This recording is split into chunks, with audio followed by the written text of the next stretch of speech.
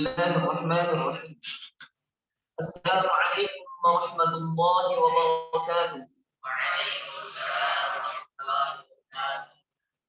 إن الحمد لله نحمده ونستعينه ونستغفره ونعوذ بالله من شرور أنفسنا ومن سيئات أعمالنا. من يهده الله فلا مضل له ومن يضلل فلا هادي له. أشهد أن لا إله إلا الله وحده لا شريك له وأشهد أن محمدا عبده ورسوله لا نبي بعده. قال تعالى: يا أيها الذين آمنوا اتقوا الله حق تقاته ولا تموتن إلا وأنتم مسلمون. قال تعالى: يا أيها الناس اتقوا ربكم الذي خلقكم من نفس واحدة واتقوا الله الذي تساءلون به والأرحام إن الله كان عليكم رقيبا. وقال تعالى: يا الله وقولوا قولا سديدا يصلح لكم أعمالكم ويغفر لكم ذنوبكم ومن يطع الله ورسوله فقد فاز فوزا عظيما. أما بعد، فإن خير الحديث كتاب الله وخير الهدي هدي محمد صلى الله عليه وسلم وشر الأمور محدثاتها وكل محدثة بدعة وكل بدعة ضلالة وكل ضلالة في النار. إخواني وأخواتي رحمكم الله، alhamdulillah di pagi yang insya Allah dimuliakan oleh Allah Subhanahu wa Ta'ala, kita bisa kembali berkumpul bersama-sama dalam rangka talibul ilm, dalam rangka menuntut ilmu. Insya Allah pada hari ini kita akan melanjutkan materi hadis Al-Arba'in An-Nawawiyah. Kita akan melanjutkan ke hadis yang kedua.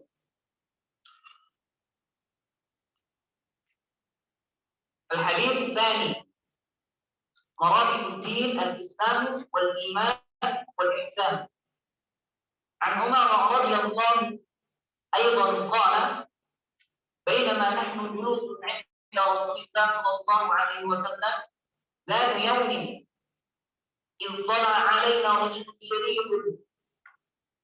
شديد بياض الثياب شديد سواد الشعر لا يرى عليه أثر السفر ولا يعرفه منا أحد، حتى جلس إلى النبي صلى الله عليه وسلم فأسند ركبتيه إلى ركبتيه ووضع كفيه على فخذيه وقال: يا محمد أخبرني عن الإسلام.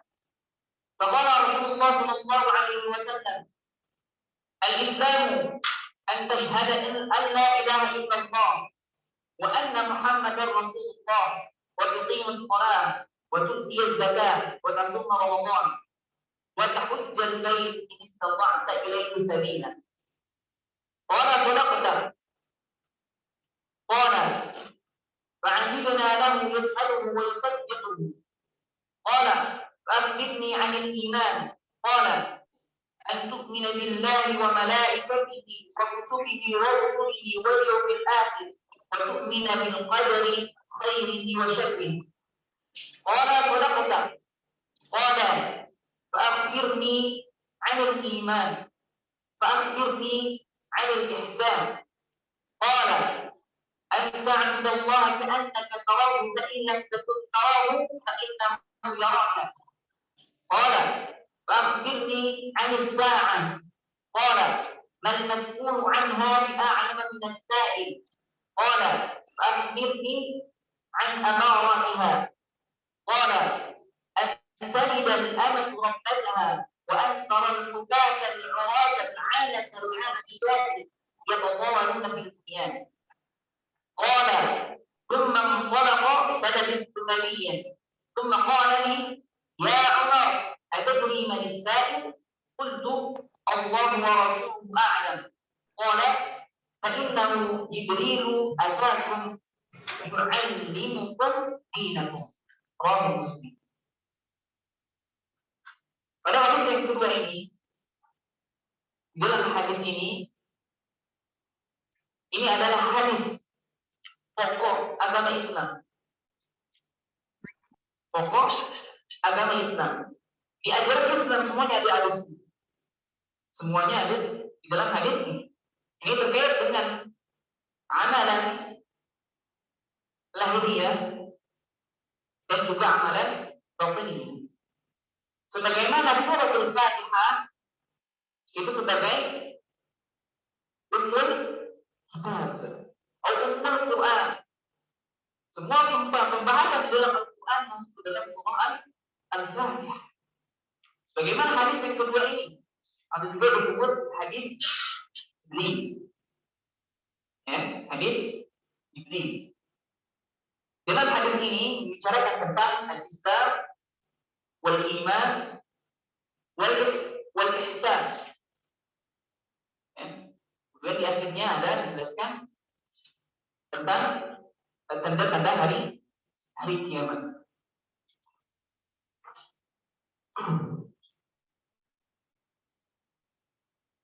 Dari Umar bin Al-Khattab radhiyallahu anhu berkata, "Bainama nahnu julusun 'inda Rasulillah sallallahu alaihi wasallam." Ketika kami tengah berada di majlis bersama Rasulullah sallallahu alaihi wasallam,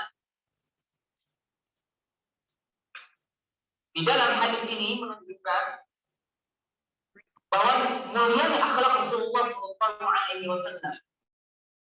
Karena beliau masih mau duduk bersama para sahabat.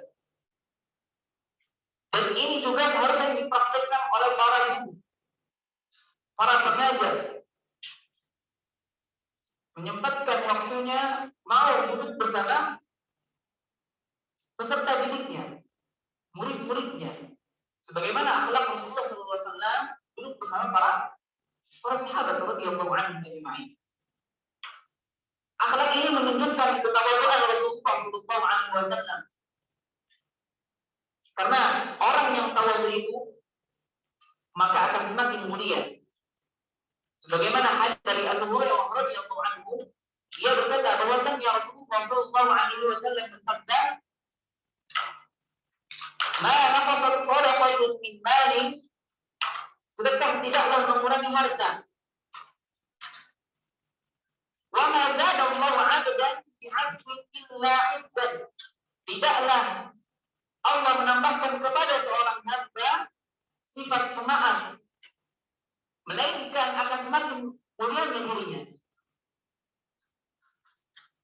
Melainkan akan semakin memuliakan diri. Wa ma tawadda'a ahadun lillahi illa rafa'ahu Allah. Dan juga tidaklah seorang memiliki sifat tawadu, rendah hati, karena Allah, melainkan Allah akan meninggikannya. Hadis riwayat Muslim.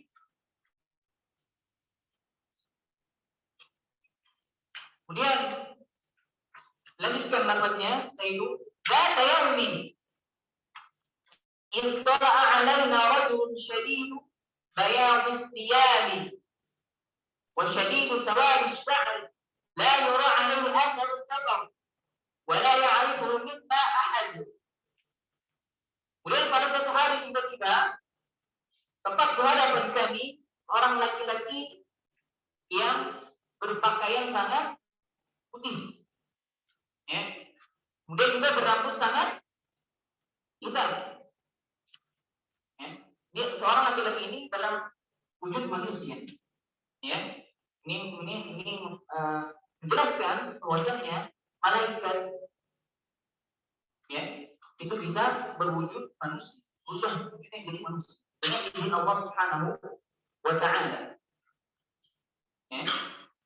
Kemudian berpakaian sangat putih. Ya, berpakaian sangat putih. Dan ini juga dalam hadis ini menganjurkan, ya, kita menggunakan pakaian putih. Ya, sebagaimana sabda Nabi sallallahu alaihi wasallam, ilbasu min thiyabikum al-bayad fa innaha khairu thiyabikum wa tasbinu fiha mautakum. Pakailah pakaian putih karena pakaian seperti itu adalah sebaik-baik pakaian.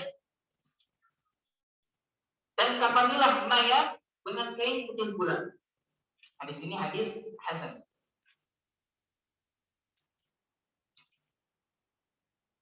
Kemudian juga dalam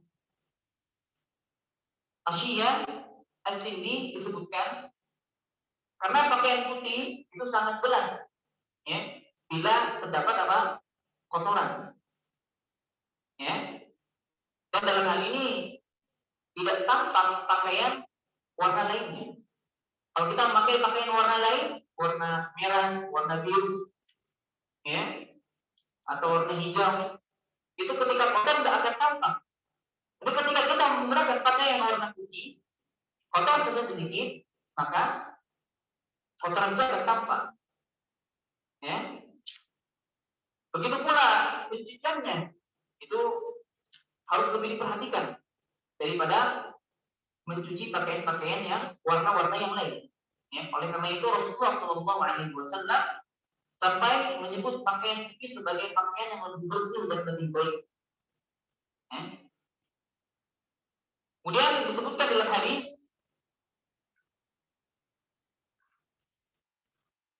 rambutnya berwarna hitam. Rambut hitam. Ya. Sawadi sya'ri. Ini menyatakan berarti yang datang itu masih muda. Masih muda. Bukan yang orang seorang laki-laki yang sudah tua, bukan. Karena disebutkan dalam hadis apa? Sawadi sya'ri. Berambut hitam. Berarti masih muda. Ya, masih muda. Lantas bagaimana kalau misalnya rambutnya berubah? Ya, kalau kita punya rambut berubah misalnya, gitu ya. Maka Nabi Sallallahu Alaihi Wasallam memerintahkan, "Ghayyiru hadza bi syai'in wajtanibus sawad." Ubahlah ubat ini dengan sesuatu, tapi hindarilah warna hitam. Jadi dalam hadis ini menyatakan bahwasanya kita boleh, ya, merubah rambut hitam, rambut yang berubah dengan warna yang lain selain warna hitam, ya. Tapi dengan niat bukan untuk bergaya-gayaan, ya, bukan untuk gaya, atau bukan untuk apa? Mengikuti para artis atau pemain bola, ya. Berbaiki niatnya itu. Jika menyemir rambut dengan warna lain karena memang rambutnya misalnya berubah, ya, berarti kan kembali niat, ya. Juga ada ulama besar Syafi'iyah, ya, ulama besar Syafi'i yang bermadzhab Syafi'i, itu siapa? Al-Imam An-Nawawi memberikan judul dalam bab hadis ini, dalam hadis-hadis di atas tadi menyemir uban, itu dianjurkannya menyemir uban dengan sofroh, apa? Warna kuning. Ada ya, warna kuning, kilang-kilangan seperti itu. Ya, warna kuning atau warna hamr. Warna apa? Merah. Ya, dan diharamkan menggunakan warna hitam. Ya. Kemudian lanjutkan hadisnya, la yara alaihi atharus safar. Tidak telah terlihat, ya, bekas perjalanan. Tapi bajunya berwarna putih bersih, rambutnya hitam, nggak acak-acakan, tapi saja datang. Tidak ada di situ ada tanda-tanda bekas melaksanakan perjalanan jauh. Ya. Lebih-lebih kalau misalnya kita menggunakan pakaian itu kan kalau perjalanan jauh pasti akan kotoran banyak, debulan, ya. Namun laki-laki yang datang tidak ada sama sekali bekas perjalanan. Ya. Kemudian lafaz selanjutnya, hatta jalasa ila Nabi sallallahu alaihi wasallam fa asnada rukbatayhi ila rukbatayhi wa wada'a kaffayhi ala fakhidayhi. Lalu ia duduk di hadapan Rasulullah sallallahu alaihi wasallam dan menyandarkan lututnya pada lutut Rasulullah sallallahu alaihi wasallam dan meletakkan tangannya di atas paha.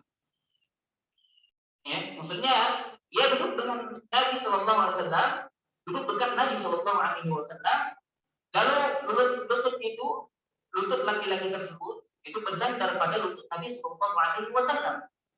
Bersandar. Oh ya, bisa terbayang ya?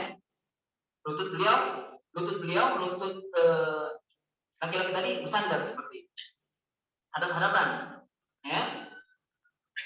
Dan tangannya berada di lutut laki-laki sendiri. Nah, hal ini menunjukkan bahwa ketika menuntut ilmu itu semestinya duduk dekat dengan gurunya. Tidak berjalan, gurunya di sana, gurunya di sana. Dekat dengan gurunya. Ya, hadir di saf yang pertama, masih ada saf yang pertama tersedia. Ya, kecuali memang jamaah yang hadir banyak, nggak memungkinkan untuk berada di depan. Ya.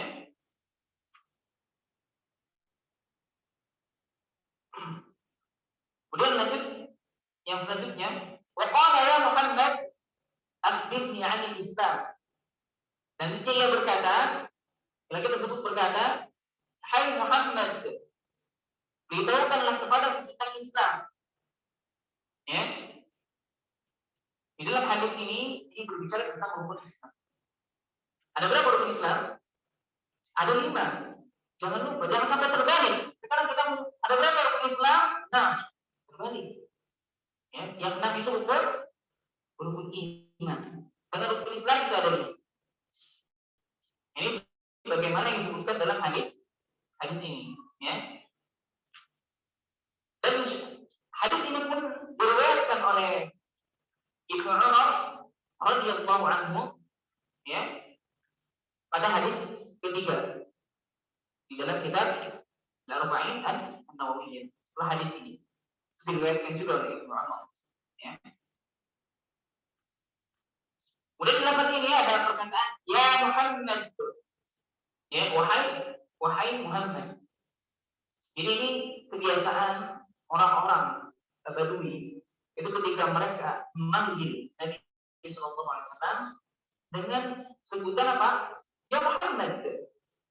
Karena orang-orang Badui ini itu di pelosok-pelosok. Kalau kita sekarang kan sudah di kampung terpencil. Kalau dulu seperti itu, dia orang yang apa? Tidak di perkotaannya lah. Ini di pelosok. Tidak ada orang Arab itu memanggil Nabi Muhammad bukan dengan panggilan ya Nabi Allah, ya Rasulullah, ya, langsung ya Muhammad, ya. Jadi ini berbeda dengan penduduk yang di sekitar, yang memang di sekitar beliau, dekat dengan beliau, ya. Baik itu keberadaan rumahnya di satu tempat tersebut di kampung, walaupun di kampung tapi dekat dengan beliau. Itu memanggil, ya, dengan panggilan kenabian, dengan panggilan kenabian, ya Nabi Allah, ya Rasulullah, ya. Inilah yang menunjukkan bahwa ada adab dan aturan ketika memanggil orang yang apa? Yang kurang, ya, maksudnya memanggil orang yang kurang adab. Seperti misalnya panggilan tadi orang Arab Badui, ini kan kurang. Mereka tidak mengetahui informasi tidak cepat datang ke mereka. Ya, makanya ketika memanggil Nabi Muhammad dengan sebutan ya Muhammad, bukannya Nabi Allah, ya, ya Nabi Allah. Jadi ada adab ketika kita memanggil seseorang, ya. Juga Al-Imam An-Nawawi rahimahullahu taala, ya, menerangkan disunahkan bagi anak atau bagi murid atau bagi seorang pemuda ketika menyebut ayahnya atau gurunya atau tuannya, ya, agar tidak menyebut nama saja,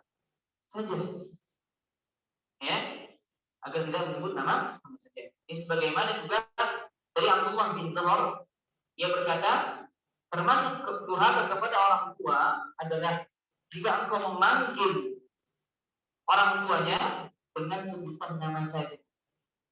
Dan engkau berjalan di hadapan, di hadapannya. Ya. Juga ini juga sebagaimana perkataan Syekhul Islam Ibnu Taimiyah, wal aslu fil 'adat la yuhdar minha illa ma hadarahu Allah. Hukum asal adat atau kebiasaan masyarakat adalah tidaklah masalah selama tidak ada yang dilarang oleh Allah Subhanahu wa taala di dalamnya. Ya. Jadi, hendaknya kita memanggil baik itu sama teman-teman kita atau kepada yang lebih tua dari kita, ya, dengan sebutan-sebutan yang bagus. Yang lebih tua dari kita panggil Bapak. Tidak dipanggil namanya saja. Atau Pak Akhi, kalau misalnya teman kita, atau kakak, atau adik, gitu ya. Bapak kita panggil ya Abi, bahasa Arabnya, ya. Atau bapak siapa, dipanggil namanya, langsung namanya. Ini dipanggil dengan sebutan memang yang layak disandarkan kepada mereka. Kemudian faqala Rasulullah sallallahu alaihi wasallam, al-Islamu an tashhada an la ilaha illallah wa anna Muhammadar Rasulullah. Ya. Kemudian Rasulullah sallallahu alaihi wasallam jawab, Islam itu engkau bersaksi bahwa tiada sesembahan yang berhak disembah selain Allah Subhanahu wa taala. Dan engkau bersaksi sesungguhnya Nabi Muhammad sallallahu alaihi wasallam adalah utusan Allah. Di dalam agama Islam, ketika seorang ingin memeluk agama Islam, maka dia diwajibkan dan dia harus untuk bersyahadat.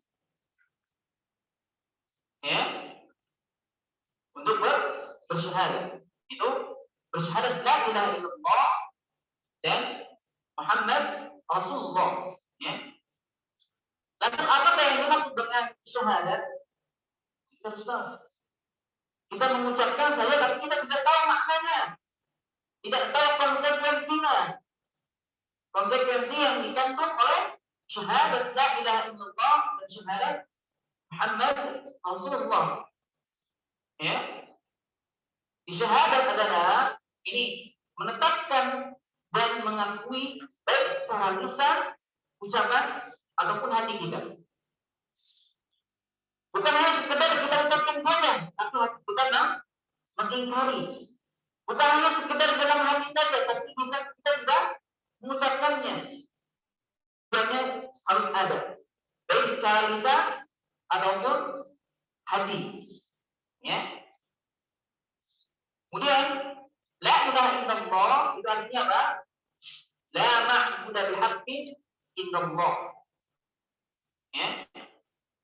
Tidak ada sembahan yang berhak diibadahi atau disembah selain Allah Subhanahu wa taala. Ya. Jadi konsekuensinya sesembahan selain Allah itu batil. Ya, sesembahan selain Allah itu batil. Jadi hanya Allah lah yang berhak untuk disembah. Hanya Allah lah yang berhak untuk disembah. Ya. Kemudian kenapa rukun la ilaha illallah dan Muhammad Rasulullah ini dijadikan satu rukun? Ya, tidak dua rukun. Jadi ini kan satu rukun. Syahadat la ilaha illallah, lanjutkan Muhammad Rasulullah. Ya.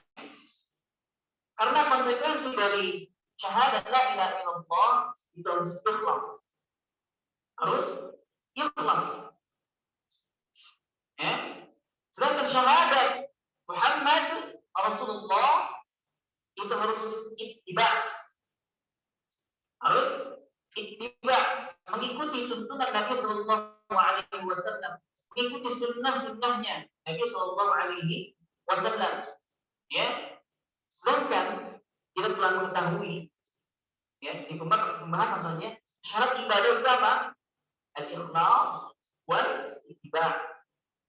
Ikhlas dan ittiba, ya, mengikuti Rasulullah Sallallahu Alaihi Wasallam. Ya, ini harus tidak cukup la ilaha illallah saja. Itu sudah bersaksi bahwasanya tidak ada yang berhak diibadah selain Allah Subhanahu wa taala. La ilaha illallah. Tapi kita mengingkari satunya. Ya. Tidak menganggap Nabi Muhammad SAW sebagai seorang nabi. Sebagaimana keyakinan orang-orang Syiah. Ya. Orang-orang Syiah itu sesat. Sudah ijma' ulama, ya, Syiah ini ajaran yang sesat. Ya. Bahkan Jibril ini disangkanya salah menyampaikan wahyu. Seharusnya wahyu disampaikan kepada siapa? Ali. Alhamdulillah. Kemudian kita terhindar dari pemahamannya. Ya. Jadi syahadat dengan lisan saja itu tidak akan cukup. Harus diyakini dengan hati. Ya. Karena orang-orang munafik itu hanya bersyahadat dengan lisan saja. Hanya bersyahadat dengan lisan saja. Dan syahadat mereka tidak akan bermanfaat. Karena tidak diyakini dengan hatinya. Ya, begitu pula sebaliknya. Diyakini dengan hati, tidak diucapkan dengan lisan. Ya, jadi harus balance. Terus ada dua-duanya. Dua-duanya harus ada. Ya. Jadi ketika seseorang mengucapkan syahadat, ini maka dia ketika mengucapkannya maka sudah dianggap masuk Islam. Ya, walaupun kita menduga orang yang mengucapkan itu untuk melindungi dirinya sendiri. Ya. Kita bisa ambil pelajaran dari kisahnya Usamah bin Zaid radhiyallahu anhu. Berkata Rasulullah Sallallahu Alaihi Wasallam ini ketika mengutus Usamah, ya, dengan para sahabat yang lainnya itu ke daerah Muraqah, ya, dari suku Juhainah. Ya. Kemudian Usamah bin Zaid bersama para sahabat yang lain pernah langsung secara tiba-tiba di pagi hari. Ya, di pagi hari. Kemudian Usamah bin Zaid dengan para sahabat itu bertemu dengan kalangan dari kaum Ansor, ya.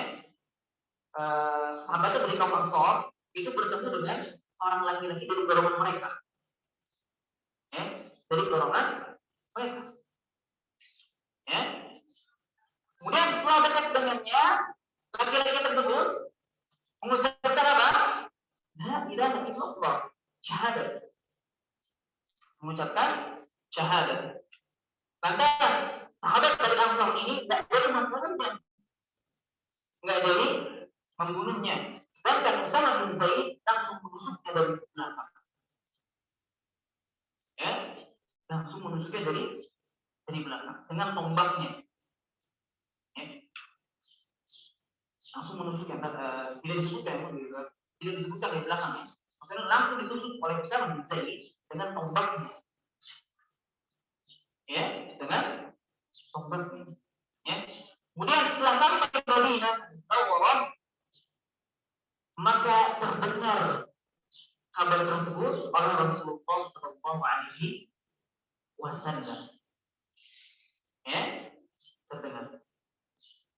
Kemudian ditanyalah Usamah bin Zaid oleh Rasulullah SAW, hai Usamah, apakah kamu membunuhnya setelah mengucapkan la ilaha illallah? Dan Usamah berkata, wahai Rasulullah, sebenarnya orang itu hanya ingin mencari perlindungan diri saja. Ya, sedangkan hatinya tidak meyakinkan. Ini menurut siapa? Usamah. Ya, menurut Usamah. Kemudian beliau bersabda lagi, Apakah engkau membunuhnya? Setelah itu mengucapkan la ilaha illallah, setelah ia mengucapkan la ilaha illallah, ya, ucapan itu terus diulangi oleh Rasulullah SAW kepada Usama. Ya, ucapan apakah engkau membunuh setelah ia mengucapkan la ilaha illallah? Ulangi sama Rasulullah pada Usama. Ya. Nah, ini diriwayatkan oleh Bukhari, Muslim. Ya. Kemudian juga dikomentari oleh Imam Nawawi menjelaskan perihal hadis ini, ya, bahwa maksud dari kalimat mengapa kau tidak belah saja hatinya. Ini kalau di riwayat yang lainnya. Riwayat lainnya itu di riwayat Muslim. Oh, tadi lafaznya di riwayat Bukhari Muslim. Bahkan di riwayat Muslim disebutkan Rasulullah SAW bersabda, bukankah ia telah mengucapkan la ilaha illallah? Mengapa engkau membunuhnya? Ya. Kemudian Usama menjawab, wahai Rasulullah, dari senjata.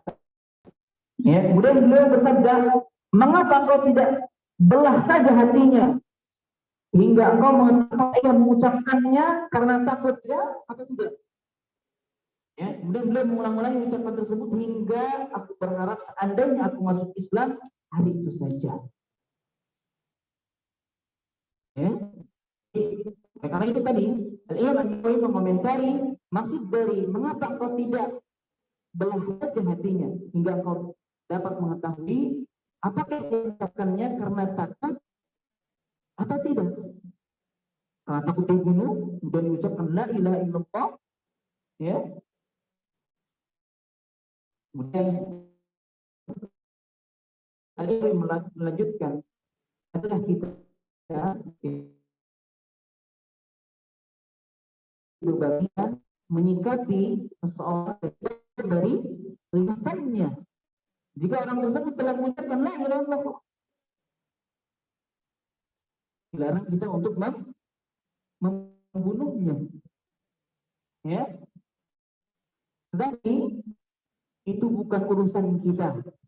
Kita tidak punya kemampuan menilai isi hati seorang, cukup menilai seorang dari lisannya saja, lahiriahnya saja, jangan tuntut yang lainnya.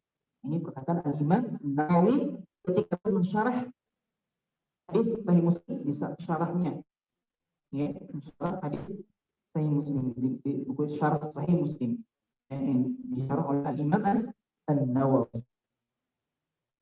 Nah, itu pelajaran buat kita bahwasanya kita cukup menilai dari lisan mereka. Adapun yang di dalam hati orang tersebut itu urusannya dengan Allah Subhanahu wa taala. Kita bisa menilai.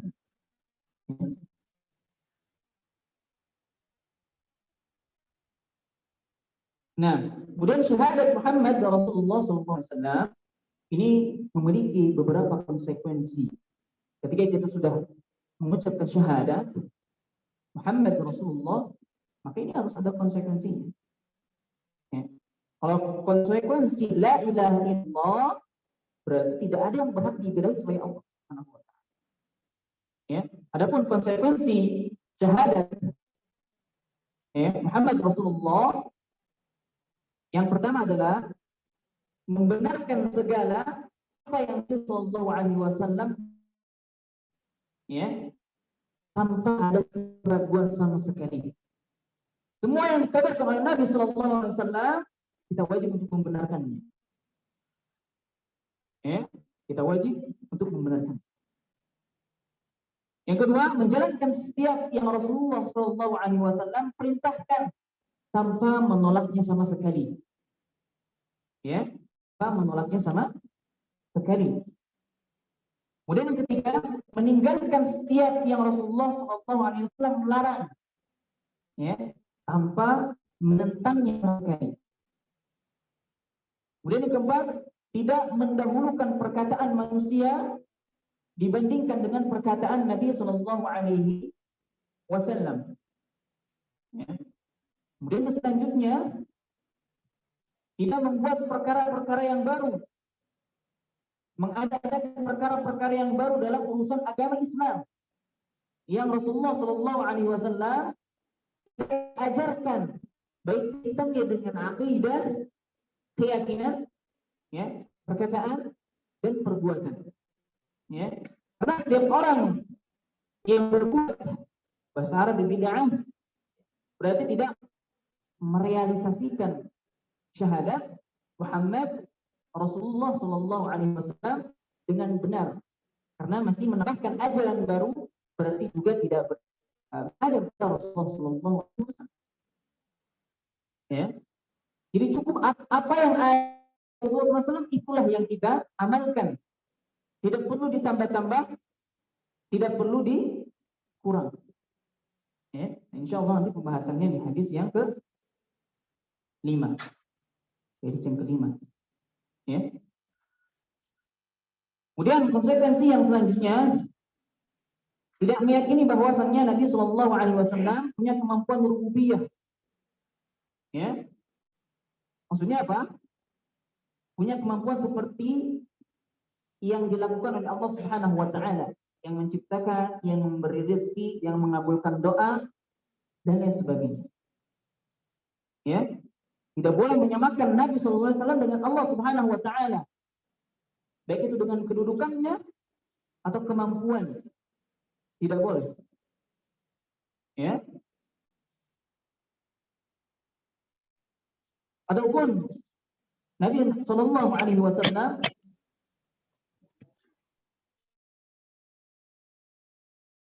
hamba dan utusan dari Allah Subhanahu Wa Taala, tidak mungkin sama dengan Allah, baik itu dari segi kedudukan, ya, ataupun kemampuan, yang menciptakan, yang memberi rezeki, yang mengabulkan doa, itu semuanya Allah Subhanahu Wa Taala.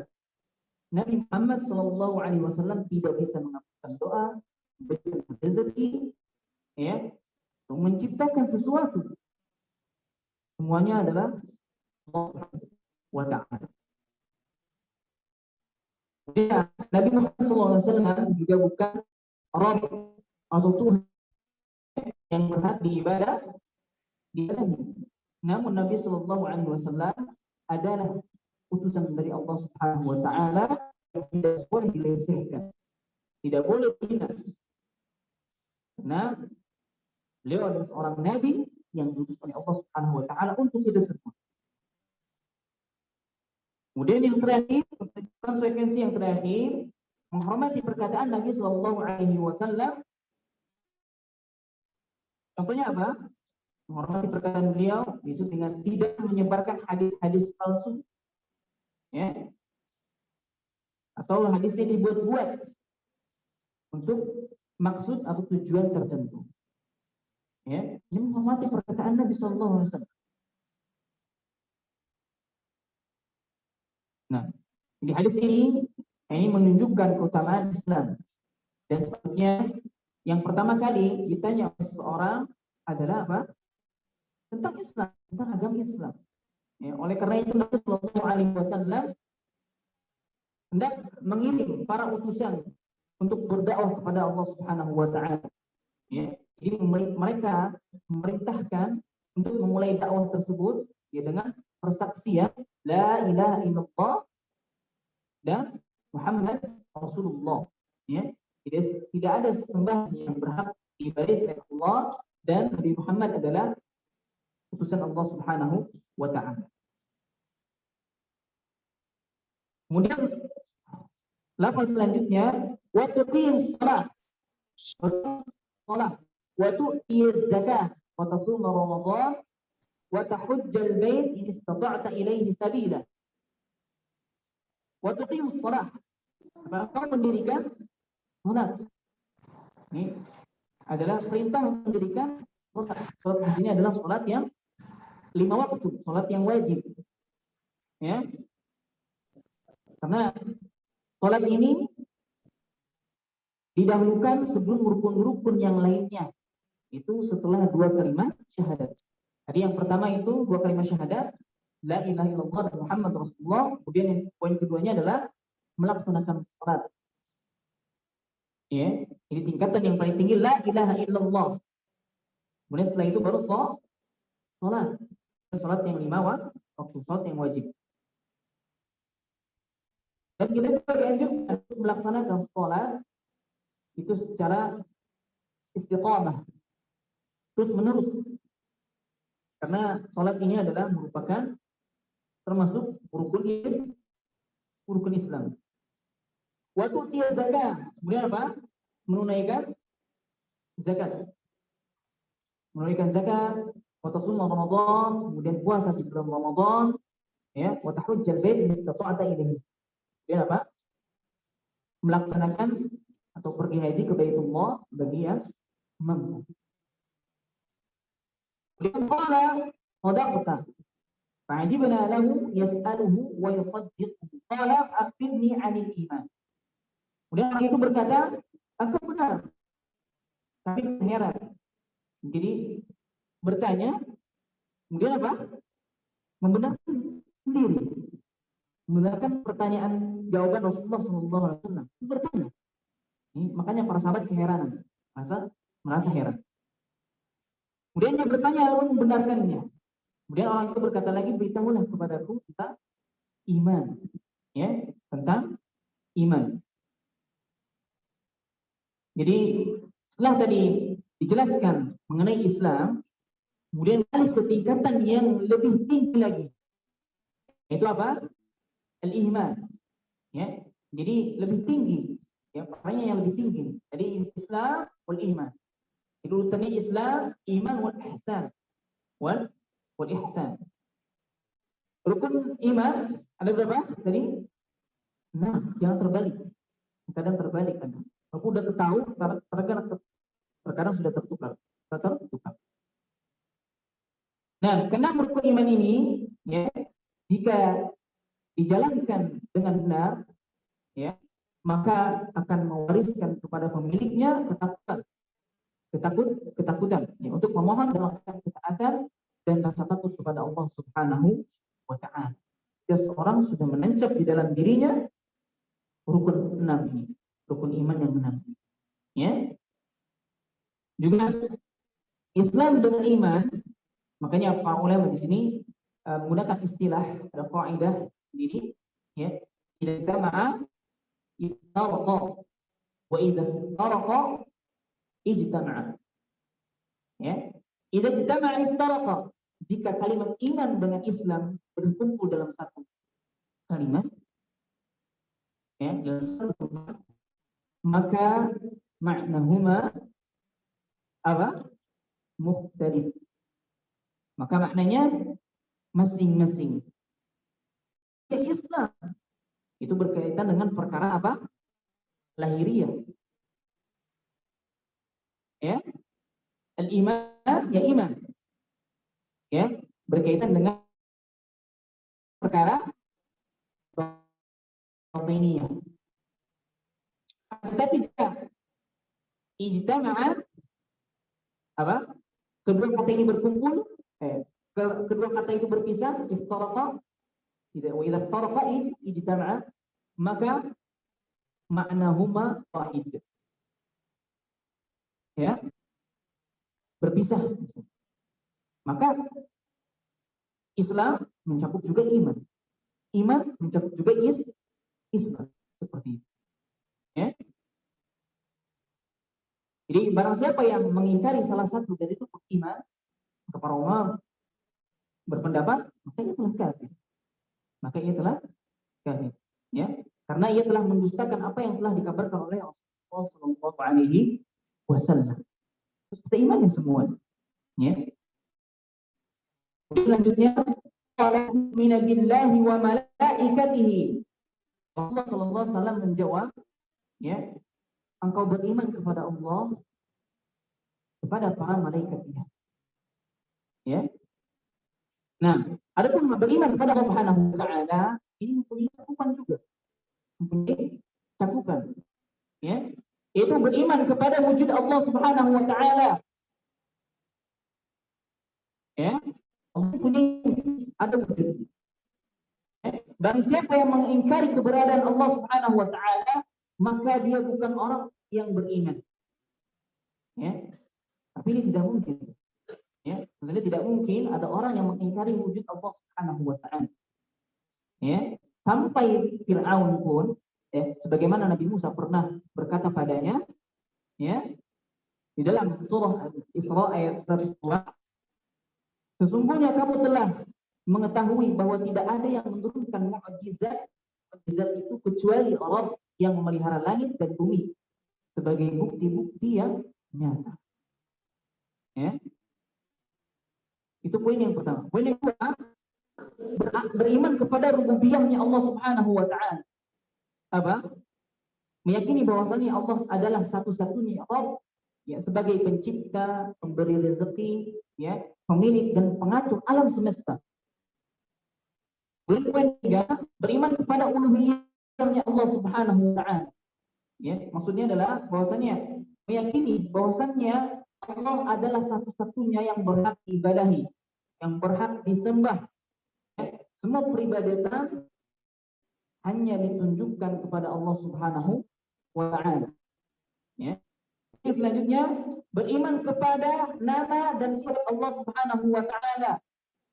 Ya, dan apa yang telah ditetapkan oleh Allah Subhanahu wa taala untuk dirinya di dalam Al-Qur'an, baik di dalam Al-Qur'an dan dalam hadis Nabi sallallahu alaihi wasallam. Ya. Ya, menetapkan sifat-sifat dan nama-nama yang layak bagi Allah Subhanahu wa taala, ya, tanpa melakukan tahrif. Apa tahrif? Penyelewengan. Ya. Kemudian tanpa ta'til. Apa? Juga melakukan takyif. Ya, menanyakan hakikatnya, bagaimana bentuknya. Kemudian juga melakukan apa? Tamtsil. Tanpa melakukan tamtsil. Ya, memisalkannya dengan makhluk. Itu tidak boleh.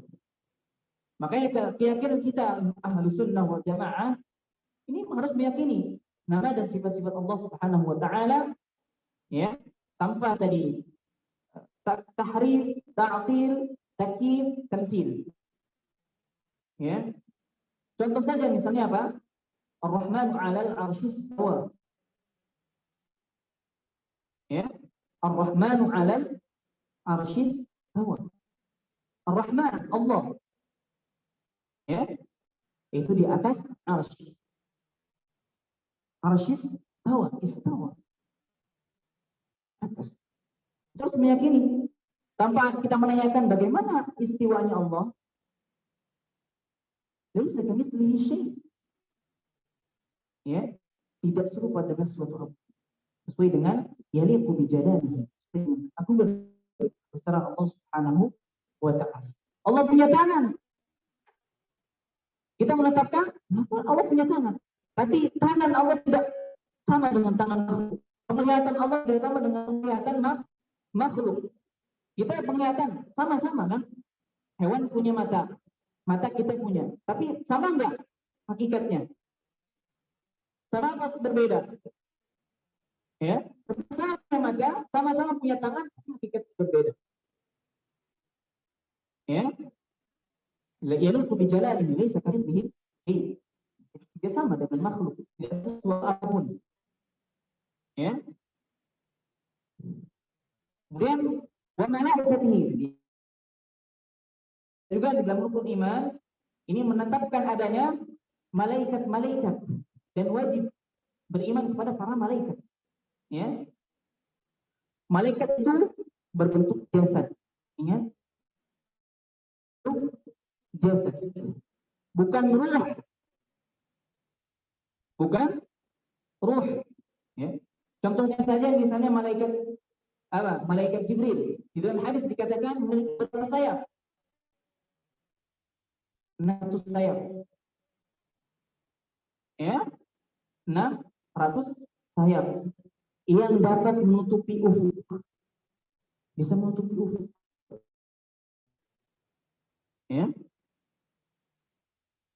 Jadi keliru jika ada seorang yang mengatakan bahwa malaikat itu berupa saja, ya, berupa ruh saja, tidak memiliki jasad. Ya. Dan keliru juga jika mengatakan malaikat adalah kiasan untuk kekuatan kebaikan, ya, yang ada dalam diri manusia. Ya. Sedangkan setan adalah kiasan untuk kekuatan kebaikan. Ya. Adapun jumlah malaikat, ada berapa jumlah malaikat? Ada yang tahu? Ikhwan? Hah? Jumlah malaikat berapa? 10 malaikat yang menghafal gitu ya. Nah, biasanya kita tahu 10 malaikat, kita hafal namanya. Nah, tapi jumlah malaikat itu bukan hanya 10. Ya, itu yang memang malaikat yang disebutkan oleh Allah Subhanahu wa taala ada namanya dan ada tugas-tugasnya. Di luar itu masih banyak. Maka kita harus mengimani baik yang telah Allah sebutkan namanya, tugas-tugasnya ataupun yang Allah tidak sebutkan. Dua-duanya harus kita yakini. Ya. Malaikat Jibril alaihi salam ketika menjelaskan kepada Nabi Shallallahu alaihi wasallam tentang Baitul Ma'mur, tentang Baitul Ma'mur, ya. Hadzal Baitul Ma'mur yusalli fihi kull yawmin 70,000 malak. 70,000 malak. Berapa itu? 70.000. Ya. Idza kharaju lam ya'udu ilaihi akhir ma 'alaihim. Ya, Baitul Ma'mur ya, ada 70.000 malaikat yang salat di dalamnya. Ya. Setelah mereka keluar, mereka tidak akan kembali lagi. Dan itu menjadi kesempatan terakhir bagi mereka. Nah, di sini diriwayatkan oleh Bukhari dan Muslim juga baik oleh yang lainnya. Ya, berapa? 70.000. Ketika sudah sholat di dalamnya, mereka tidak ada kesempatan untuk kembali lagi. Berarti terakhir itu sholat sudah kembali, nggak akan kembali lagi. Ya, ganti lagi dengan yang lain, dengan malaikat yang lain. Berapa banyak? Ya, bukan hanya 10. 10 itu yang memang disebutkan nama dan tugas-tugasnya. Ya, kalau kita lihat setiap hari sejak itu ada 70 malaikat yang makmur, kemudian besoknya datang lagi 70.000 malaikat, besoknya datang lagi 70.000 malaikat, ya, sampai nanti akhir kiamat berapa jumlah malaikat? Allah. Ya. Dia juga ya, yang berkaitan dengan itu, maka Rasulullah SAW bersabda, "Ma fiha mawdi'u arba'i asabi'a illa malakun wa'idun yadahu sajidan lillah." Tidak ada satu ruang selembar 4 jari kecuali di sana ada malaikat yang sedang meletakkan dahinya untuk bersujud kepada Allah Subhanahu wa taala. Ya. Tambah lagi ini. Ya. Di sini juga oleh Tirmidzi, Ibnu Majah, juga oleh Baihaqi. Di sini dinyatakan hasan oleh Syekh Al-Albani, ya, di dalam Sahih Al-Jami'. Kemudian ada hadis yang lainnya. Hadis yang ketiga, Nabi sallallahu alaihi wasallam bersabda, "Yu'ta bi jahannama yawma idzin laha 70,000 zamanin. Ma'a kulli zamanin 70,000 malakin yajurruna." Jahannam akan didatangkan pada hari itu dan Jahannam itu memiliki 70 tali, 70.000 tali. Ya, tali kekang. Yang setiap tali kekangnya ditarik oleh 70.000 malaikat. Hadis ini diriwayatkan oleh Muslim. Setiap kekang berapa? 70.000 malaikat. Antum kali saja 70.000 dikali 70.000 berapa? 49 miliar. 4,9 miliar. Ya, Allah. Yang kedua berapa? 10. Ya. Jadi kita harus beriman kepada yang baik itu yang telah disebutkan oleh Allah Subhanahu wa taala melalui nasnya yang sahih, baik itu yang tidak disebutkan oleh Allah Subhanahu wa taala. Ya, begitu banyak terjadi. Ya. Kita beriman kepada malaikat ini ada cakupan-cakupan juga. Bagaimana beriman kepada beriman kepada malaikat, beriman kepada Allah Subhanahu wa taala. Ya, antum min billah wa malaikatihi, poin yang kedua. Ya. Ingat, malaikat juga adalah makhluk yang gaib, ya. Makhluk yang gaib. Orang yang tidak bisa dilihat. Jibril saja ketika dilihat oleh orang itu dalam bentuk siapa? Manusia. Dalam wujud manusia. Ya, malaikat ini makhluk yang gaib. Ya. Juga malaikat diciptakan dari cahaya. Tidak makan, tidak minum. Ya, jadi malaikat juga merupakan makhluk yang padat tanpa rongga, tanpa adanya rongga. Ya, dan malaikat itu bergolong-golong dan tugas mereka pun bermacam-macam sesuai dengan hikmah Allah Subhanahu wa taala. Ya, cakupan beriman kepada malaikat itu ada dua.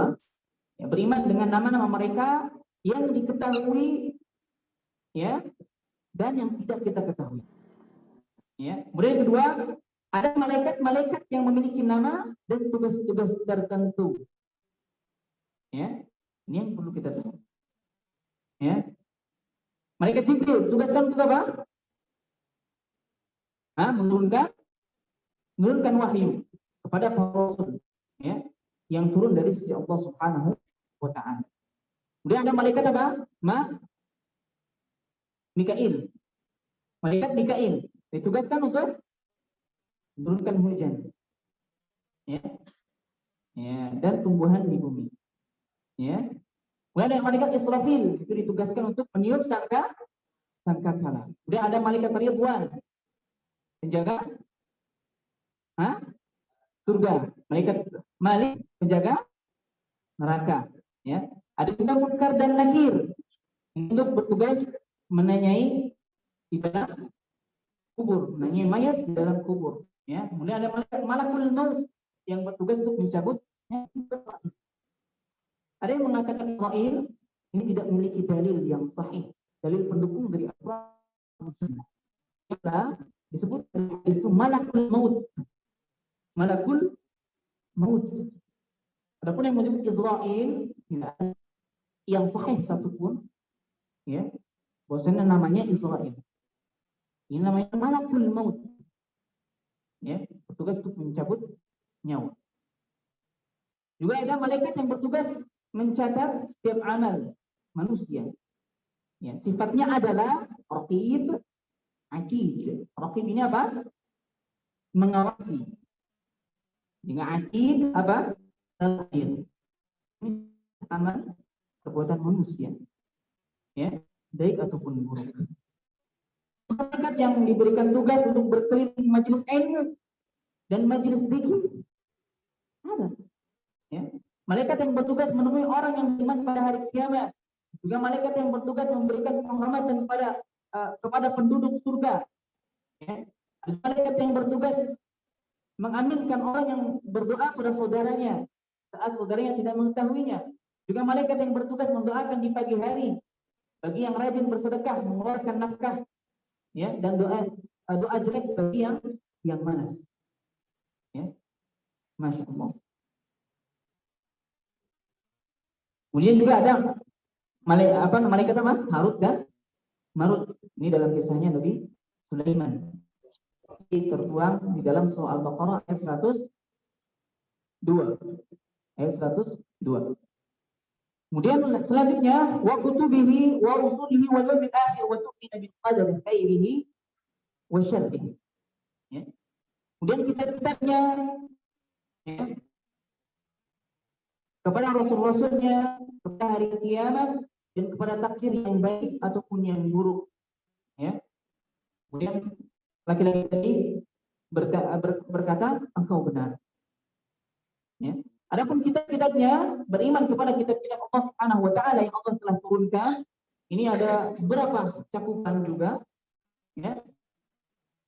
Yang pertama, mengimani bahwasanya Allah Subhanahu wa taala telah menurunkan kitab-kitabnya kepada setiap rasul.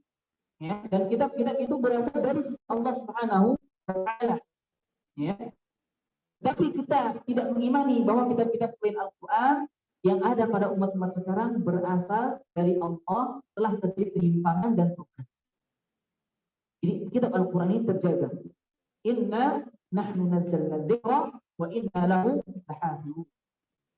Berdasarkan ayat ini itu terjaga ya, sampai hari kiamat. Ya, dia akan mengalami perubahan. Ya, misalnya ada orang yang merubah pun pasti akan Allah buka kedoknya. Pasti Allah akan buka kedoknya, akan ketahuan. Ya. Kemudian yang kedua, mengimani kebenaran pemberitahuan atau pemberitaan di dalamnya. Tidak apa yang diturunkan di sisi Allah Subhanahu wa taala itu kita harus membenarkan isi dalamnya. Ya. Seperti misalnya kabar-kabar Al-Qur'an, kabar yang ada pada semua kitab terdahulu yang belum dirubah atau diselewengkan. Ya. Kemudian bagaimana hukum-hukum yang terdapat di dalam semua kitab terdahulu, ya, yang tidak bertentangan dengan syariat Islam. Ya, jadi syariat terdahulu yang tidak bertentangan dengan syariat kita ini merupakan syariat kita juga. Ya, merupakan syariat kita. Ya. Kemudian mengimani hukum-hukum, mengimani nama-nama, ya, seluruh kitab yang telah kita ketahui seperti misalnya Al-Quran, Taurat, Zabur, Injil, Suhuf Ibrahim dan Suhuf Musa. Ya. Al-Quran adalah penyempurna dan penghapus kitab-kitab sebelumnya yang pernah ada. Di Al-Quran, Nabi Muhammad SAW penyempurna kitab-kitab sebelumnya. Jadi yang perlu kita ikuti hanya Al-Quran, bukan kitab-kitab sebelum, kecuali ada kesamaan dalam syariat. Ya. Al-Quran adalah kalam Allah, firman Allah Subhanahu wa taala diturunkan kepada Jibril kepada Nabi Muhammad SAW melalui perantara Ruhul Amin, malaikat Jibril alaihi salam. Ya. Dan Al-Quran itu kalam Allah, bukan makhluk. Ingat ini. Al-Quran kalam Allah, bukan makhluk. Ya. Kemudian kepada Rasul wa rusuli, ya, pada para Rasul. Ya. Rasul-Rasul, Nabi dan Rasul. Ya, Nabi dan Rasul. Ya. Jadi jika seorang beriman kepada Rasul saja dan tidak mengingkari Rasul selainnya, maka berarti ia belum beriman kepada Rasulnya dan dia termasuk orang kafir. Ya. Adapun Nabi Rasul, ya, ada Nabi adalah seorang yang diberikan wahyu berupa syariat dan diperintahkan untuk mengamalkannya, tapi tidak diperintahkan untuk mendakwahkannya. Tidak diperintahkan untuk mendakwahkannya. Jadi syariatnya untuk dirinya sendiri, tapi tidak diperintahkan untuk mendakwahkannya. Ya, itu perbedaan Nabi dan Rasul. Perbedaannya, Nabi tadi apa? Ya, wahyu syariat. Kemudian diperintahkan untuk mengamalkannya, tapi tidak diperintahkan untuk mendakwahkannya. Ya. Sedangkan Rasul itu diutus untuk menyampaikan risalah, ya, yang bertentangan dengan kondisi umatnya. Adapun cakupan beriman kepada Rasul, itu beriman kepada seluruh Rasul, ya, tidak membedakan. Rasul adalah penyampai wahyu dari Allah Subhanahu wa taala pada hambanya. Ya. Juga kufuri sebagaimana Rasul sama sebagai Rasul sama seperti mengufuri lainnya. Ya. Kemudian yang kedua, beriman pada Nabi pertama. Siapa Nabi pertama? Nabi Adam alaihissalam. Kemudian Rasul pertama siapa? Ya, Nabi Nuh itu Rasul pertama. Yang ketiga, meyakini adanya Rasul yang paling utama adalah dari kalangan ulul azmi. Siapa? Nuh, Ibrahim, Musa, Isa dan Nabi Muhammad SAW. Ya. Kemudian ajaran para Rasul sama, yaitu menyuruhkan untuk mengenal Allah Subhanahu wa taala dan meninggalkan kesyirikan walaupun syariatnya berbeda. Sama dakwah para Rasul, ya. itu mentauhidkan Allah Subhanahu wa taala. Kemudian Nabi Muhammad SAW adalah penutup para rasul, penutup para nabi dan rasul. Ya, tidak ada lagi nabi setelah beliau.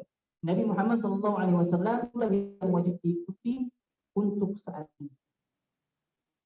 Ya, untuk saat ini.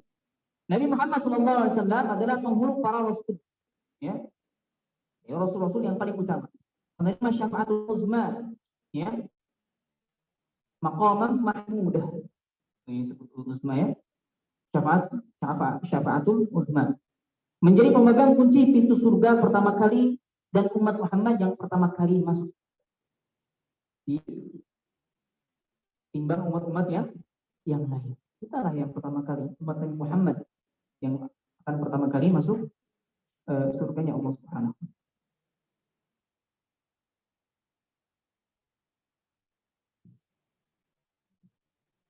Nah, kemudian apa? Wal yaumil akhir. Ya. Kita harus beriman kepada hari akhir.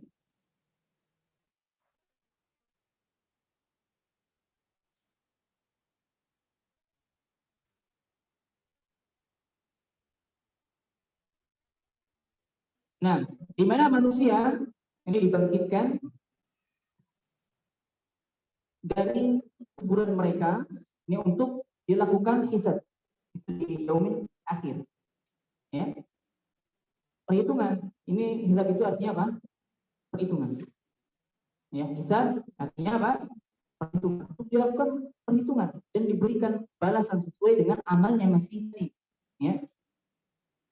Adapun cakupan beriman kepada hari akhir, beriman bahwasannya kiamat akan terjadi, ya, dan beriman pada kejadian-kejadiannya, seperti manusia akan melihat Allah Subhanahu wa taala di akhirat kelak. Ya. Kemudian beriman kepada setiap apa yang Allah sebutkan dalam kitab-kitabnya, apa yang telah sahih dari Nabi Shallallahu Alaihi Wasallam dari perkara-perkara yang akan terjadi pada hari kiamat, seperti misal manusia akan dikumpulkan dalam keadaan tidak beralas kaki, ya, tidak disunat atau muhman, sama sekali tidak membawa harta apapun. Nanti ketika di yaumul akhir, ya. Kemudian juga beriman kepada nikmat dan siksa kubur. Percayai adanya siksa kubur. Beriman kepada tanda-tanda hari kiamat seperti misalnya munculnya Dajjal, datangnya Imam Mahdi, turunnya Nabi Isa bin Maryam, keluarnya Ya'juj dan Ma'juj, keluarnya dabbah, yaitu binatang, dan terbitnya matahari dari arah tenggelamnya. Kemudian yang terakhir, beriman kepada peniupan sangkakala dan syafaat, hisab, mizan, timbangan, pembagian catatan amal, kemudian al-haud, telaga, as-sirat, ya, surga dan neraka, penyembelihan al-maut. Ya. Semuanya wajib kita imani. Ya, bukan hanya hari akhir saja, yaumul qiyamah saja, tapi apa yang berkaitan dengan yaumul qiyamah semuanya harus kita imani. Kemudian yang terakhir, wabil qadari khairihi wa syarrihi. Yaitu dengan wajib kita beriman pada takdir baik dan takdir buruk. Jadi takdir tidak berisi sesuatu yang buruk saja. Ya. Tapi juga ada takdir yang baik. Ya. Tapi takdir itu hanya telah ditakdirkan. Ya. Penjelasan hal ini adalah bahwa perkara takdir yang berkaitan dengan perbuatan Allah seluruhnya baik. Jadi takdir buruk itu bukan dari Allah Subhanahu wa taala. Melainkan itu kehendak diri kita, kemudian ditakdirkan makdur, apa yang ditakdirkan oleh Allah Subhanahu wa taala. Ya. Mengapa Allah Subhanahu wa taala mentakdirkan takdir yang buruk, yang jelek, ya? Karena di dalam takdir tersebut itu ada hikmahnya. Yang pertama, agar kebaikan dapat dikenal. Kemudian yang kedua, supaya manusia menyadarkan diri kepada Allah Subhanahu wa Ta'ala. Ya, terkadang ketika dia sudah ditimpa musibah keburukan, lalu dia sadar, lalu dia ingat Allah Subhanahu wa Ta'ala. Ya. Kemudian supaya Allah wa Ta'ala setelah ia berbuat dosa. Kemudian yang keempat, banyak meminta perlindungan kepada Allah dari keburukan dengan berzikir dan berdoa. Kemudian yang kelima, ada maslahat yang besar di balik kesulitan atau musibah yang menimpa. Ya. Seperti yang terjadi, musibah yang sedang kita alami itu wabah corona. Ini ada hikmah di balik semua itu. Ya. Dan bahkan itu mungkin perbuatan kita sendiri. Karena banyaknya maksiat di negeri kita, banyaknya kesyirikan di negeri kita, banyaknya perbuatan dosa-dosa yang lainnya, sehingga Allah timpahkan musibah tersebut. Ya. Namun sekali lagi sebagai seorang muslim ketika ditimpa musibah adalah bersabar. Bersabar. Ya. Karena Allah Subhanahu wa Ta'ala selalu bersama orang-orang yang sabar. Tingkatkan keimanan dan ketakwaan kita. Jaga syariat Islam. Mudah-mudahan dengan taat dan patuhnya kita kepada Allah Subhanahu wa Ta'ala, Allah Subhanahu wa Ta'ala angkat wabah ini. Amin ya rabbal alamin.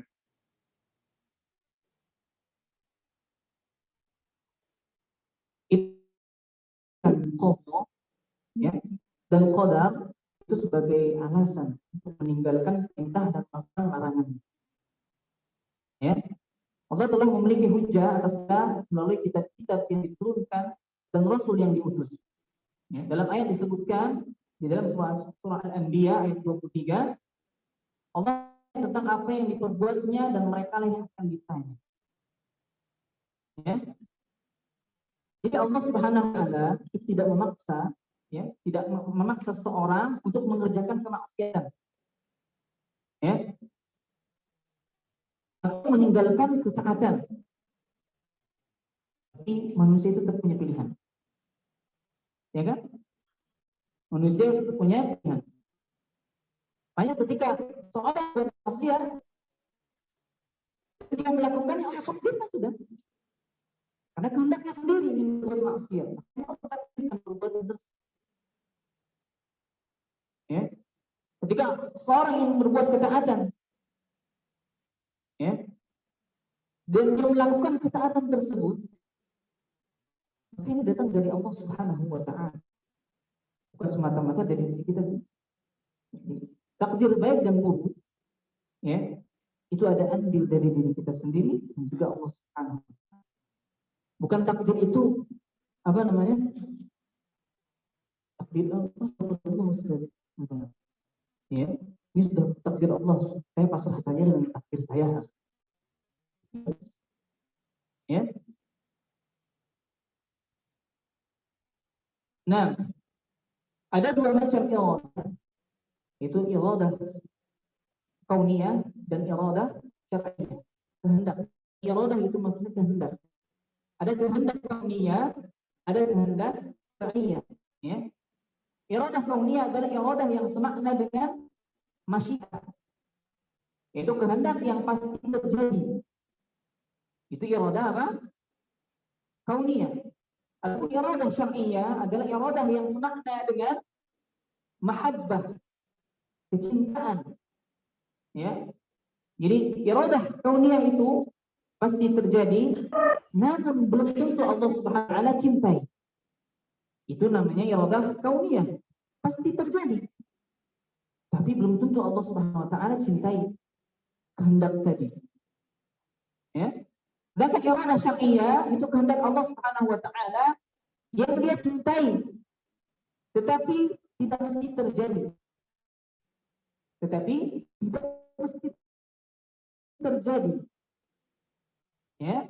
Contoh misalnya berimannya Abu Bakar As-Siddiq, ya, terdapat di dalamnya iradah apa? Kauniyah. Iradah kauniyah. Ya. karena hal itu terjadi. Ya. Dan terdapat pula iradah syar'iyah karena berimannya siapa? Abu Bakar. Dan ini cintai oleh Allah Subhanahu wa taala. Jadi ketika berimannya Abu Bakar ini ada dua iradah. Iradah kauniyah, iradah syar'iyah. Orang masuk beriman kepada Allah cintai. Ya. Nah, halnya yang terjadi kepada Fir'aun. Ya, kafirnya Fir'aun. Ini secara iradah apa? Kauniyah. Ya, iradah kauniyah. Namun tidak dicintai oleh Allah Subhanahu wa taala. Iradah syar'iyahnya enggak ada. Karena enggak dicintai oleh Allah Subhanahu wa taala. Ya. Cakupan iman kepada takdir Allah Subhanahu wa taala yang pertama adalah ilmu. Al-ilmu. Itu mengimani bahwasanya Allah Subhanahu wa taala mengetahui segala yang terjadi di alam ini. Ya, baik secara global ataupun terperinci. Ya. Baik kaitannya dengan perbuatan Allah Subhanahu wa taala atau kaitannya dengan perbuatan hamba. Orang hamba. Ya. Yang kedua adalah al-kitabah, pencatatan. Yaitu segala sesuatu telah dicatat oleh Allah Subhanahu wa taala. Kemudian yang ketiga, al-masyiah, kehendak. Itu apa yang telah Allah kehendaki pasti terjadi. Yang tidak Allah kehendaki tidak akan terjadi. Kemudian yang terakhir al-khalq, ya, penciptaan.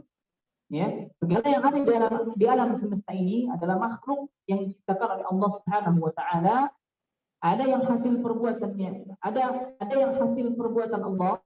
Ini hasil perbuatan Allah seperti apa? Diturunkan hujan, ya, tumbuhnya sana, ya. Dan ada yang merupakan perbuatan seorang hamba.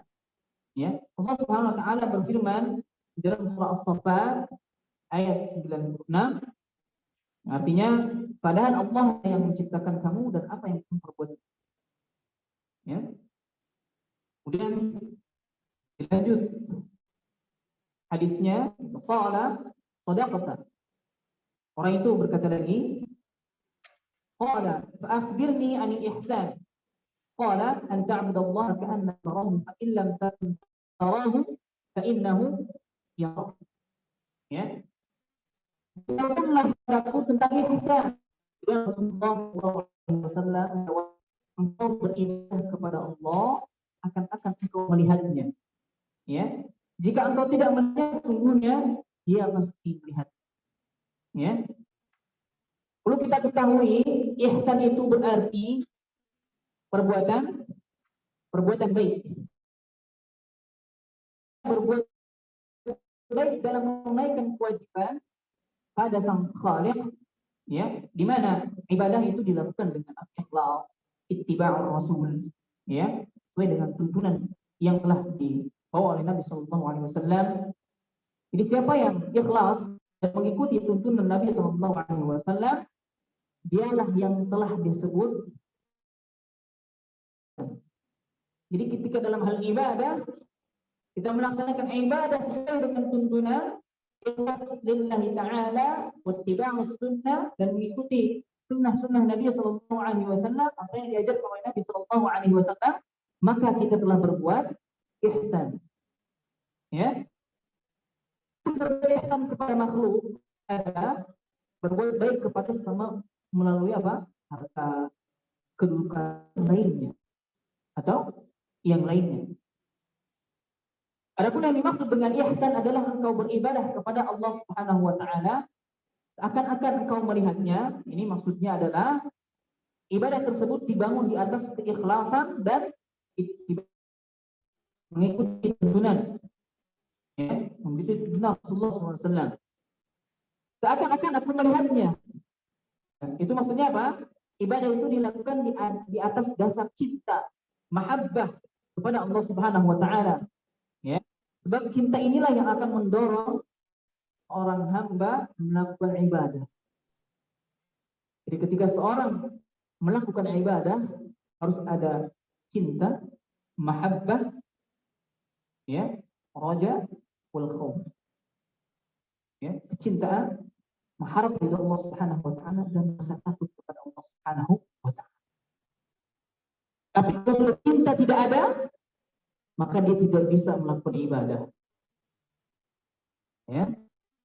Ibarat burung itu kan ada seekor burung. Ya. Ibarat kalau orang itu cinta mahabbahnya. Ya. Misalnya mahabbah, seorang hamba tidak bisa berbuat melakukan ibadah. Makanya ketika beribadah, ya, bukan hanya sekedar takut saja atau misalnya mengharapkan ridho Allah Subhanahu wa taala, tidak ada rasa cinta kepada Allah Subhanahu wa taala. Sia-sia. Ya, jadi ketiga poin ini ketika beribadah harus ada mahabbah, kemudian raja wal khauf. Ya. Kemudian fa'illa takun tarahu fa'innahu. Jika engkau tidak melihatnya, sungguh Allah melihatmu. Ya, maksudnya ini beribadahlah kepada Allah Subhanahu wa taala atas dasar takut kepada Allah Subhanahu wa taala. Jika kita melihat itu, maka Allah melihat kita. Ya, itu Allah akan memberikan. Ya, ketika kita dimanapun kita berada, dalam kondisi apapun, kita harus selalu yakin bahwasannya Allah Subhanahu wa taala melihat seluruh perbuatan kita. Ya, jadi hendaklah kita menanamkan ihsan di dalam diri kita. Jadi kita selalu merasa ada yang mengawasi, itu Allah Subhanahu wa taala. Bagaimana disebutkan oleh Syekh Ibnu Utsaimin rahimahullah, derajat ihsan itu ada dua. Ya. Ada derajat talab, ya. Ada derajat apa? Harf. Ya. Jadi derajat talab adalah kita beribadah kepada Allah Subhanahu wa taala seakan-akan melihatnya. Derajat talab. Adapun derajat harf adalah kita beribadah kepada Allah dan yakin Allah melihat kita, maka takutlah akan siksanya. Jadi derajat talab itu lebih tinggi daripada derajat, ya. Juga dalam ihsan ada kadar wajib yang mesti dipenuhi, ya. Yaitu seorang hamba harus beribadah dengan baik kepada Allah Subhanahu wa taala dengan ikhlas dan ittiba. Ini kadar wajibnya. Ikhlas, ittiba. Ya. Ada kadar mustahab, ada yang sunnahnya. Ikhlas ittiba. Ikhlas ittiba. Adapun mustahab yang sunnahnya itu ada tingkatan muraqabah dan ada tingkatan juga musyahadah. Terus disebut juga maqam muraqabah, musyahadah. Maka muraqabah adalah meyakini bahwa Allah melihat kita. Ini makamnya masih apa? Tingkatannya masih muraqabah. Ya, muraqabatullah. Ya. Inilah makamnya kebanyakan manusia. Ya, sebagaimana disebutkan dalam ayat, "Wa ma takunu fi sya'ni wa ma tatlu minhu min qur'anin wa la ta'maluna min 'amalin illa kunna 'alaikum syuhudan idh tufiduna fihi." Kamu tidak berada dalam suatu keadaan dan tidak membaca suatu ayat dari Al-Quran, dan kamu tidak mengerjakan suatu pekerjaan melainkan kami menjadi saksi atasmu di waktu kamu melakukannya. Ya, meyakini bahwa Allah melihat kita. Ini makamnya masih apa? Tingkatannya masih muraqabah. Ya. Juga di dalam hadis Nabi sallallahu alaihi wasallam, "Idza kunta fi salatika fashalli salata muwaddi'in wa la takallam bi kalamin ta'tazir minhu wa ajmi'il ya's amma fi aidin nas." Ya. Jika engkau salat, katakan seperti salat orang yang akan bisa. Ya, muwaddi'in. Jangan berbicara dengan nanti akan meminta maaf di hari esok. Ya. Dan janganlah berharap terhadap apa yang dimiliki oleh orang lain. Di sini diriwayatkan oleh Ibnu Majah, Ahmad dan lainnya. Dan Abu Thahir di sini hasan. Kemudian juga dari Ibnu Umar, sudah habis. Nah, sedikit lagi. Dari Ibnu Umar radhiyallahu anhuma, dia berkata bahwasanya Rasulullah sallallahu alaihi wasallam bersabda, "Shalli salata muwaddi'in, fa innaka in kunta la tarahu fa innahu yaraka. Wa yasmim ma fi aydin nas takun ghaniyan wa iyyaka wa ma yu'dharu min." Salatlah seperti salat orang yang akan berpamitan. Maka sesungguhnya jika engkau tidak bisa melihatnya, maka sesungguhnya dia melihatmu. Dan tak perlu banyak berharap pada sesuatu yang ada di tangan orang lain. Ya, engkau pasti akan menjadi kaya, dan berhati-hatilah dari yang nanti akan dicintai anasan. Hadis ini hadis sahih. Yang terakhir adalah maqam musyahadah. Nih, ya. Yang berarti kita beribadah kepada Allah Subhanahu wa taala akan melihatnya, yaitu melihat nama dan sifat-sifat Allah Subhanahu wa taala serta pengaruhnya, bukan melihat apa zat Allah Subhanahu wa taala. Ya, secara langsung. Ya. Seperti diyakini orang-orang kaum sufi. Ya, kalau di kaum sufi ada wahdatul wujud. Ya. Jadi Allah bersamanya, keyakinan yang salah. Maksudnya melihat nama dan sifat-sifat Allah Subhanahu wa taala, ya. Dan makom ini, makom tingkatan musyahadah ini lebih tinggi daripada tingkatan muraqabah. Tingkatan musyahadah lebih tinggi dari tingkatan. Nah, ini sudah habis. Coba kita lanjutkan besok. Ini kalau untuk dijelaskan kitab itu sampai terakhir hari akhir itu tidak akan cukup. Ternyata setelah mau diringkas-ringkas, tetap saja, ya, tetap saja banyak pembahasannya. Dan itulah ilmu. Malah kalau nanti diringkas jadi tidak paham. Ya, lebih baik tidak masalah kalau di dalam kita di Sarbain ini, walaupun kita dapat jelasan hadis itu semuanya, yang penting ketika kita menjelaskan hadis tersebut, ilmunya kena, pemahamannya. Ya. Sedangkan kalau dijelaskan secara ringkas, khawatir ada hal yang tertinggal, yang tidak bisa dipahami.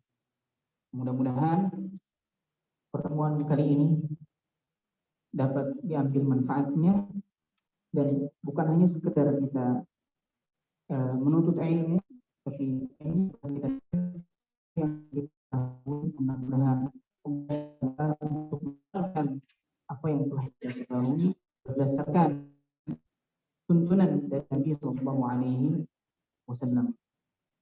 Wallahu a'lam. Subhanakallahumma wa bihamdika asyhadu an la ilaha illa anta astaghfiruka wa atubu ilaik. Assalamualaikum warahmatullahi wabarakatuh.